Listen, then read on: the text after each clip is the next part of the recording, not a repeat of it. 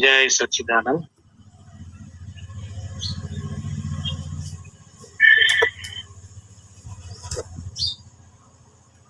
હાલ સ્વામીજીએ જે કઈ સમજાવ્યું, સંધ્યા માતાનું ભજન પણ સુંદર હતું. હરિભાઈએ પણ જે કઈ વાત કરી, આ બધા શબ્દોની માયાજાળથી આપણે સતને શોધી રહ્યા છીએ. હકીકત તો એ છે કે શબ્દ છૂટી જવું. જ્યાં સુધી શબ્દ અંતઃકરણમાંથી પ્રગટ થાય છે ત્યાં સુધી પરિચ્છિન્નતા પુરસ્કાર છૂટશે નહીં, માયાનું આવરણ ભંગ થશે નહીં. કારણ કે શબ્દ દ્વારા આપણે જે સ્વરૂપને ઓળખવાનો પ્રયત્ન કરીએ છીએ એ વિષયાનંદ છે, સચ્ચિદાનંદ નથી. હમણે મહાત્માજી એવું બોલ્યા કે જો નિરાકાર હોય તો આનંદ થાય ખરો? આ સાકારમાં આયા છીએ એટલે આપણે આનંદ લૂંટી શકીએ છીએ. તો અહીંયા ખુલાસો એ છે કે સાકારમાં જે આનંદ આવે છે ને એ આનંદ આત્માનો નથી, વિષયનો આનંદ છે. દ્વૈત અને ભેદનો આનંદ છે, મનની અનુકૂળતાનો આનંદ છે. અમને મનને પ્રતિકૂળ થાય તો એની જ વસ્તુ દુઃખમાં પરિવર્તિત થાય. એટલે આનંદ જે છે એ તો અસ્તિત્વ રૂપ છે અને એ નિર્વિષયતાથી ઉત્પન્ન થાય. જ્યાં સુધી વિષય સાથે જોડાયેલા છીએ ત્યાં સુધી એ આનંદ પ્રગટ થાય જ નહીં. એટલે આપણે બધાએ ખરેખર સમજવાનું એ છે કે આ શબ્દો દ્વારા જે કંઈ આપણે જ્ઞાન સભાની અંદર ચર્ચા વિચારણા થાય છે એ માત્ર ને માત્ર અંતઃકરણ શુદ્ધિનું સાધન જ રહેવું જોઈએ. શબ્દથી આપણને જે સમજાય છે એ અંતઃકરણ શુદ્ધ થઈ રહ્યું છે, કારણ કે સતોગુણી છે. સતોગુણી હંમેશા અંતઃકરણને શુદ્ધ કરે. તો એ રીતે સતોગુણી પ્રવૃત્તિ આપણે સતત ચલાવતા રહીએ, એમાં તમોગુણ અને રજોગુણની પ્રવૃત્તિનું નિરાસન થઈ જાય અને જ્યારે સતોગુણ પણ ટપી જઈએ એટલે કે સતોગુણની પ્રવૃત્તિ પણ પીગળી જાય, ઓગળી જાય, નહિવત થઈ જાય એટલે કે ના રહે, તો ત્યારે સચ્ચિત આનંદ પ્રગટ થાય. દરેક વ્યક્તિ શોધ તો સત્યની કરે છે, ચાહે છે આનંદ, અથવા તો બીજા શબ્દમાં આપણે એને સુખ કહીએ. પણ આપણે આ 5 વિષયો જે છે, શબ્દ સ્પર્શ રૂપ રસ ગંધ, એમાંથી જ આનંદ લેવાનો પ્રયત્ન કરીએ છીએ. એને છોડતા નથી આપણે.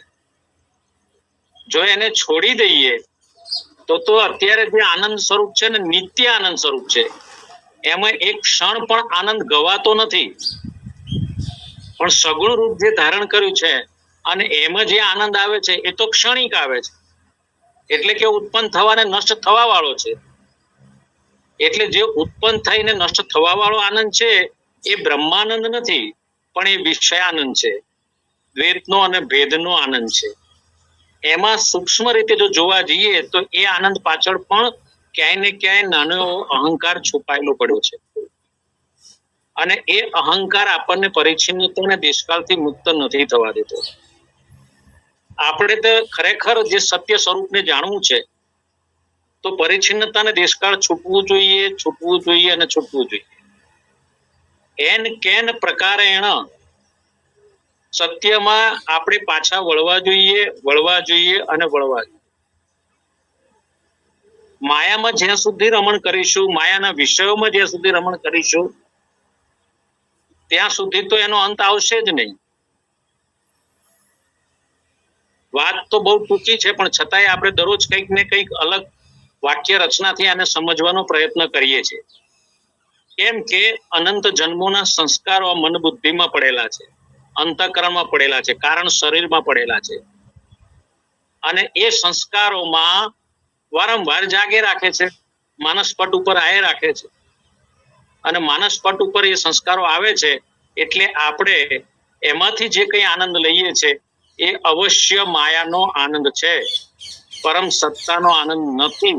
એ સ્પષ્ટ થઈ જવું જોઈએ દરેક વ્યક્તિને.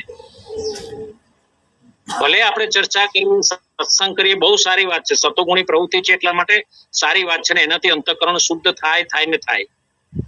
કારણ કે આપણું મન હંમેશા ભેદમાં રમણ કરે છે, અને ભેદથી એને મુક્ત કરાવવા માટે, અભેદમાં એને સ્થિત કરાવવા માટે આ સતોગુણી સત્સંગની ખૂબ જરૂર છે.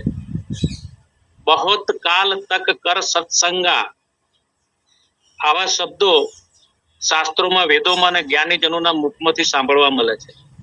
બહોત કાલ તક કર સત્સંગા, કારણ કે અનંત જન્મોના સંસ્કાર આપણને દ્વૈતના અને ભેદના છે, એટલે આપણે જ્યારે પણ સત્સંગ કરીએ છીએ ત્યારે ખરેખર ક્યાંક ને ક્યાંક દ્વૈત ને ભેદને પકડેલો હોય છે.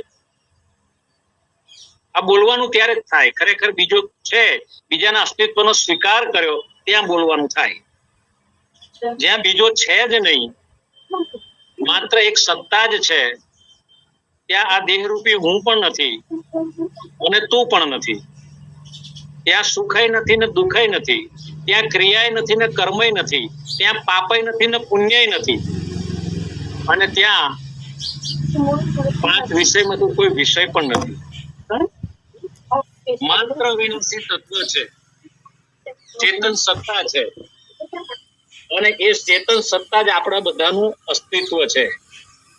આપણે બધા શબ્દ તો આ પરિચ્છિન્ન નામરૂપ આકારથી બોલીએ છીએ, પણ ત્યાં પરિચ્છિન્ન નામરૂપ આકાર એક પણ હોતો નથી. મૂળ અસ્તિત્વ છે, જેમાંથી આ દરેક નામરૂપ આકારની અંદર હુંની અનુભૂતિ થાય છે.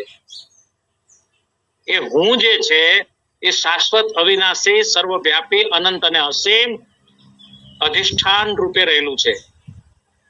એને શાસ્ત્રોમાં અધિષ્ઠાન કીધું છે. ઘણી જગ્યાએ વસ્તુ કહેવામાં આવે છે, ઘણી જગ્યાએ સચ્ચિત આનંદ કહીએ છીએ, ઘણી જગ્યાએ પરમાત્મા કહીએ છીએ, ઘણી જગ્યાએ પરબ્રહ્મ પરમાત્મા કહીએ છીએ, ઘણી જગ્યાએ તુર્યાતીત કહીએ છીએ. આ બધા શબ્દો સિમિલર છે. અર્થઘટન તો એ બાજુ દિશા સૂચન કરવા માટે આ શબ્દોની રચના થઈ છે, પણ જ્યાં શબ્દ સમી જાય છે ત્યાં તેનું પ્રાગટ્ય છે. આ વસ્તુ બરાબર અંતઃકરણમાં ગાંઠ થઈ જવી જોઈએ. એટલે જે કઈ પ્રયત્ન આપણે બધાએ કરવાનો છે એ શબ્દથી મુક્ત થવા માટે કરવાનો છે. જ્યાં સુધી અંતઃકરણ શબ્દથી મુક્ત નહીં થાય ત્યાં સુધી યાત્રા પૂર્ણ થશે નહીં, ગંતવ્ય સ્થાન આવશે નહીં, અભય પદને પામીશું નહીં. આત્મ સ્વરૂપે આપણે અવિનાશી છીએ. શસ્ત્ર મને કાપી નથી શકતું, અગ્નિ મને બાળી નથી શકતું, પાણી મને ભીજવી નથી શકતું, પવન મને ઉડાડી નથી શકતું. આવું બધું આપણે બધા બોલીએ, પણ હકીકત સામે આવે ત્યારે શું સ્થિતિ થાય છે? બહુ ઊંચા પર્વત ઉપર ચડી ગયા હોય ત્યાંથી નીચે ખાઈ જોવા જઈએ તો પગ ધ્રુજે છે કે નહીં? અંતઃકરણમાં કે હૃદયમાં ભય ઉત્પન્ન થાય છે કે નહીં? એ જોવાનું છે. જો એ વખતે સ્થિરતા રહેતી હોય તો સમજી લો કે આપણે પોતાના સ્વરૂપમાં સ્થિત છીએ, પણ એ વખતે ક્ષણિક પણ ભય આવે છે તો એ અંતઃકરણના અંદર ક્યાંય ને ક્યાંય પ્રમાતાપણું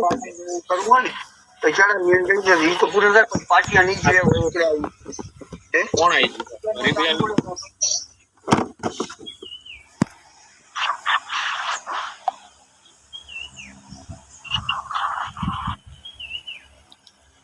હરિભાઈ ખુલી ગયું. એટલે એ આપણે જાતે તપાસવાનું છે, કોઈને કહેવાની જરૂર નથી, પણ આપણે જાતે સમજી વિચારી અને એમાં સ્થિત થવાનું છે. હવે એક ફોન આવી રહ્યો છે બહારથી, એટલે વધારે સમય હું નહીં આપી શકું અંદર.